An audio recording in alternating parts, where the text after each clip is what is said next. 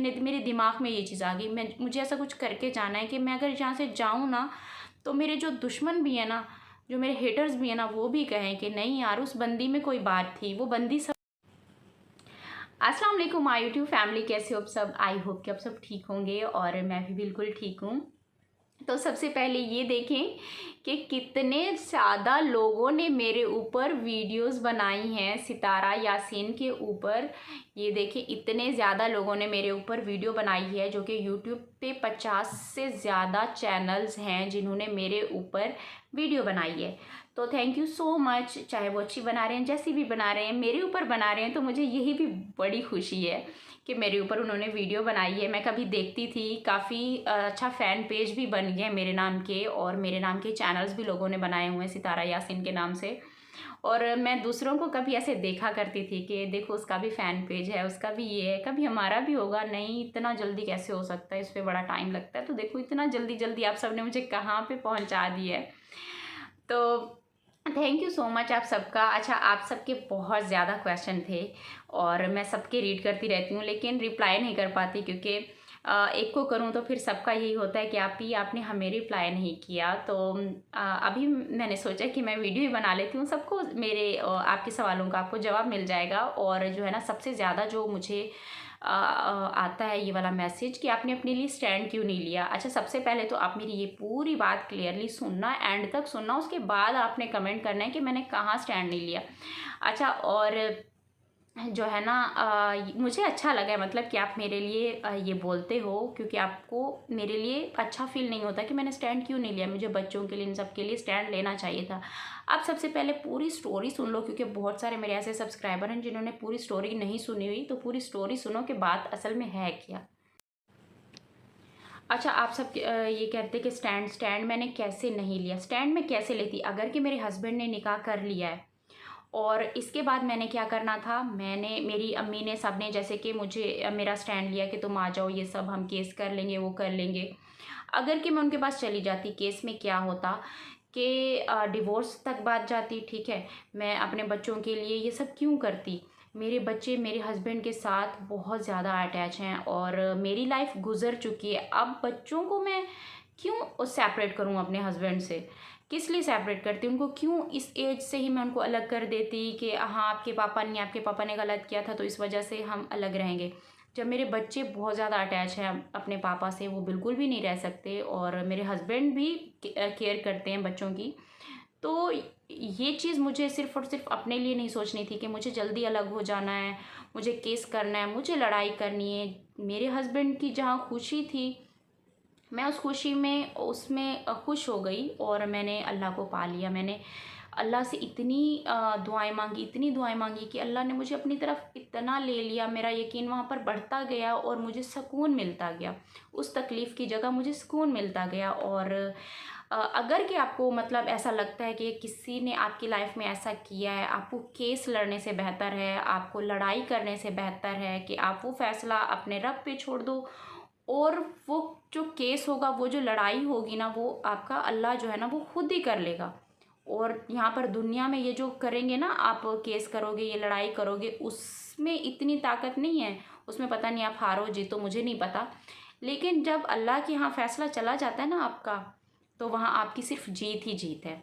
और वहाँ आपको कोई पैसे देने की ज़रूरत नहीं है, आपको कोई स्ट्रगल करने की ज़रूरत नहीं है, कोई अदालतें जाने की ज़रूरत नहीं है। आपने सिर्फ यकीन से अल्लाह को ढूंढना है, अल्लाह को पाना है, अल्लाह को हासिल करना है। जब आपने उसको कर लिया है, तो फिर आपका फ़ैसला तो आपकी अल्लाह की उसमें अदालत में चला गया ना। तो अल्लाह की अदालत में जब आपका फ़ैसला चला जाता है ना, तब तो आपकी जीत ही जीत है, आपकी हार नहीं है।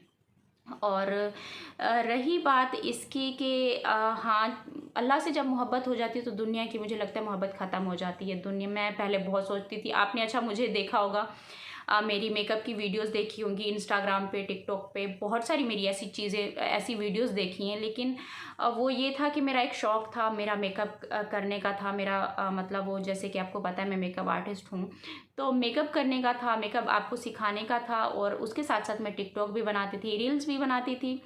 तो वो वीडियोस आपने देखी होंगी, और मुझे आपने अब देखा होगा तो मेरे अंदर काफ़ी चेंजिंग आपको लग रही होंगी। और वो वीडियोस मैं कभी भी डिलीट नहीं करूँगी जो मेरी इंस्टा पे हैं, जो मेरी टिकटॉक पे हैं, क्योंकि वो मेरे लिए खुद मेरी मुझे इंस्पायर करने वाली वो चीज़ें हैं कि मैं हाँ अपने आप को पहले कहाँ देखती थी और अब कहाँ देखती हूँ। तो वो मेरी रहेंगी हमेशा के लिए। तो ये चीज़ थी। यहाँ पे मैंने यही क्लियर किया है कि ना मेरे स्टैंड मैंने इसलिए नहीं लिया कि मुझे जो है ना पहले अपने बच्चों को देखना था कि मेरे बच्चे मेरे हस्बैंड के साथ अटैच हैं, तो मुझे वो प्यार उनसे नहीं छीनना। और दूसरी बात कि जो आप ये कह रहे थे कि मेरे हस्बैंड ने जो निकाह किया है, तो बहुत सारी बातें हैं कि आपको जब पता चला, अच्छा तो बाकी जो मर्द हैं वो भी ये सब करेंगे। अच्छा, अल्लाह आपको अपने घरों में खुश रखे, आबाद रखे। मैं किसी को ऐसा कोई मैसेज नहीं देना चाह रही किसी भी हस्बैंड को कि हाँ आपकी बीवी भी सब्र कर ले, ऐसी बात नहीं है। हमारा मैटर अलग था। मैंने आपको बार बार एक पहले भी एक वीडियो बनाई थी और उसमें बताया था कि मेरे हस्बैंड का जो है ना 14-15 साल, जैसे कि 13 साल तो मेरी शादी को हो गए, इससे 14-15 साल पहले की वो फियांसी थी मेरे हस्बैंड की। फैमिलीज़ की वजह से उनकी शादी नहीं हुई, जिसकी वजह से वो 13 साल जैसे कि मेरी शादी को हो गए, तो फिर उस लड़की की शादी भी कहीं पे भी नहीं हुई। और इन 13 साल में ऐसा नहीं कि मेरे हस्बैंड ने मुझे कभी भी नहीं बोला। मेरे हस्बैंड मुझे बोलते थे हर टाइम पे कि ना जो है ना उसका जो है ना अभी तक कहीं पर वो शादी नहीं हुई, ये चीज़ें जो है ना इस तरीके से मुझे बोलते थे। और मैं ऐसी हूँ ना, मेरे अंदर बहुत एहसास है हर किसी के लिए। मैं किसी को रोते हुए नहीं देख सकती, किसी को परेशान होते हुए नहीं देख सकती। तो मेरे अंदर इस चीज़ का बहुत एहसास है। मैं किसी को देखूँ ना कि हाँ किसी की लाइफ अगर मतलब रुकी हुई है, और अगर मेरे सब्र और मेरे चुप रहने से उसकी लाइफ थोड़ी आगे चल पड़ेगी तो मैं वो कर लूँगी। अभी मैं किसी को नहीं कह रही, किसी औरत को नहीं कह रही कि आप भी ये सब करो।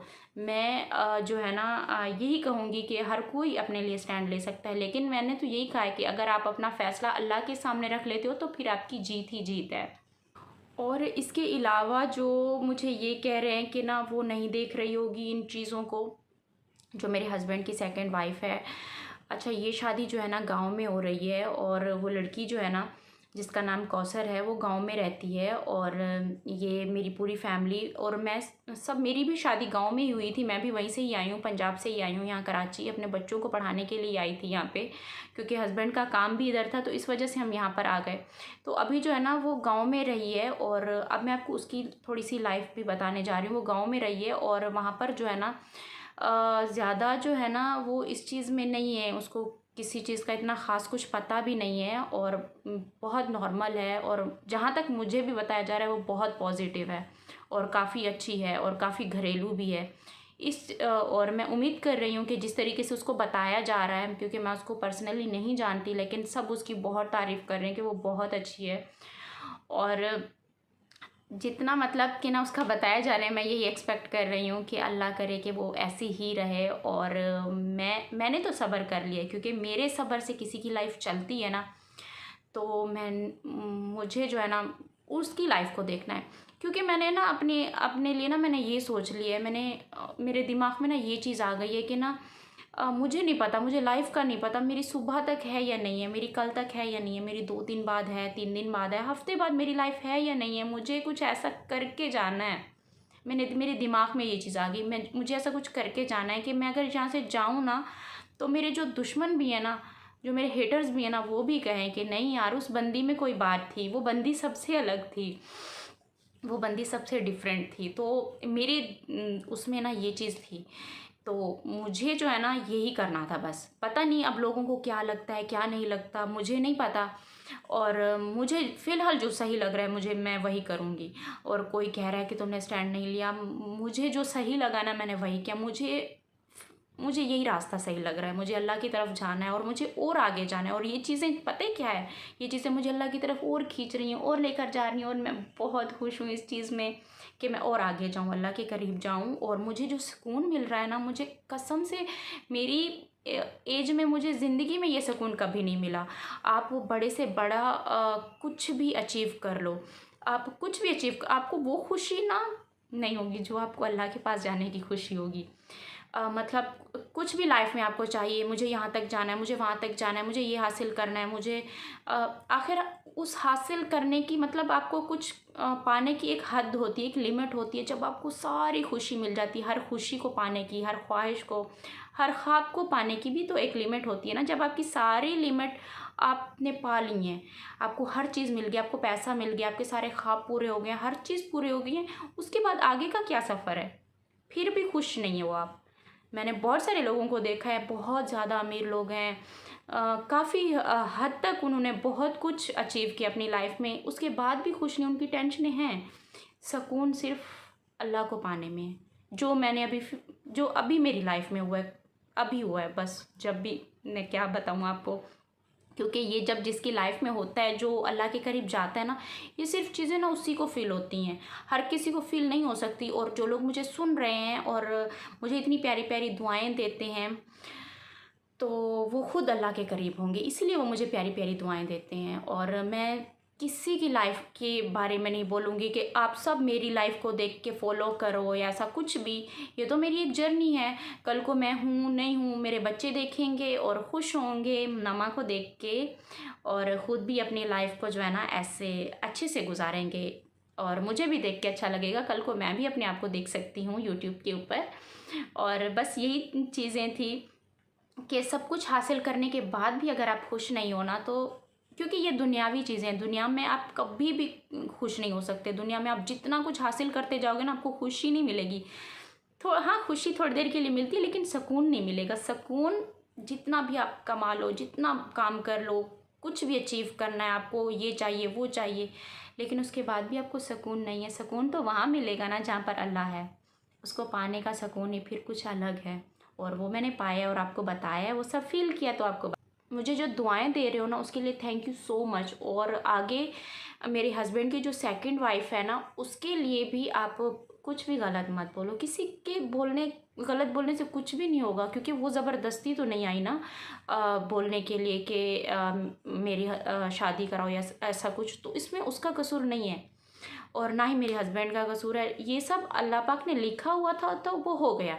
और जो है ना, अब जो है ना, आप यही दुआ करें कि आगे की लाइफ अच्छी हो। आप ये मत प्लीज़ बोलो कि ना उसकी लाइफ ख़राब होगी, ये होगा वो होगा।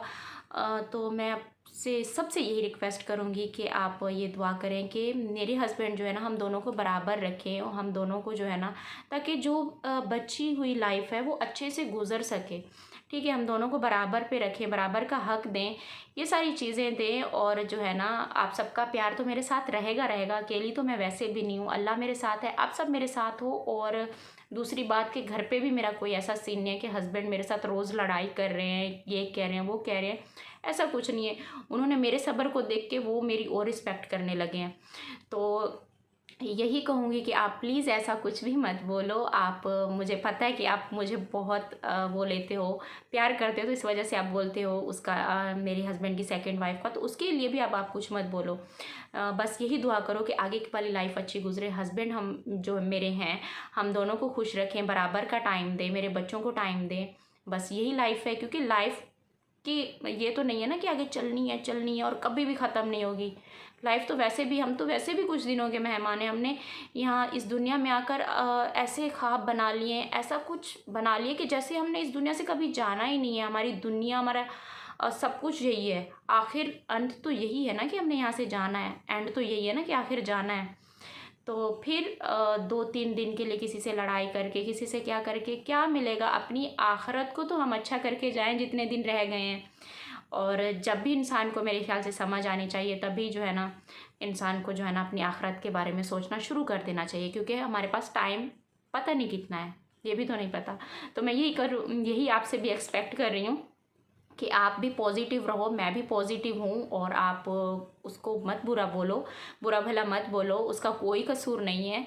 और ये सब अल्लाह का लिखा हुआ है, जिसका नसीब जहाँ लिखा होता है ना, वो होकर ही रहता है। और बस आप सबका प्यार मेरे साथ रहेगा तो मैं इंशाल्लाह मैं भी खुश रहूँगी, सब खुश इसी तरीके से खुश रहेंगे। और उम्मीद करती हूँ कि आप जो है ना, आप सब जो है ना मज़ीद और मुझे दुआओं में याद रखेंगे, और मैं भी आप सबको अपनी दुआओं में याद रखती हूँ। और जब भी दुआ मांगती हूँ ना, यकीन करें कि जो जो भी मुझे कहते हैं ना कि आप ही हमारे लिए दुआ कीजिएगा, तो मैं उन सब के लिए दिल से दुआ कर रही हूँ। आप सब खुश रहो। अच्छा, मुझे जो है ना बस यही बात करनी थी। और अब जो है ना कुछ देर तक जो है ना कोशिश करूँगी, व्लॉग बनाऊँगी और थोड़ा सा इस चीज़ से निकल के ना व्लॉग बनाते हैं, थोड़ा सा एंजॉय करते हैं। बहुत इमोशनल हो गए और बस यही बात करनी थी। तब तक के लिए अल्लाह हाफिज़। अपना बहुत सारा ख्याल रखिए, पॉजिटिव रहिए, पॉजिटिव कमेंट कीजिए और मिलते हैं नेक्स्ट वीडियो में। तब तक के लिए अल्लाह हाफिज़। दुआ में याद रखिएगा।